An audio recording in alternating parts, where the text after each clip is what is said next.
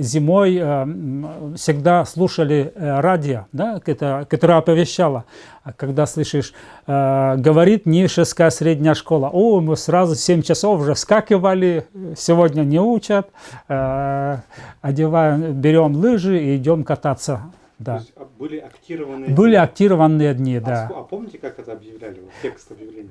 Вот, говорит радиоузел Нившевской средней школы.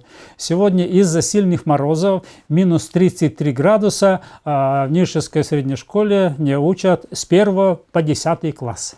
Да. Поэтому мы все шли на горку и катались. И потом возвращались с горки, такие все в снегу, здесь рукава, фуфайки полностью замерзшие, лыжи, вернее, валенки и штаны тоже в росте друг друга, да.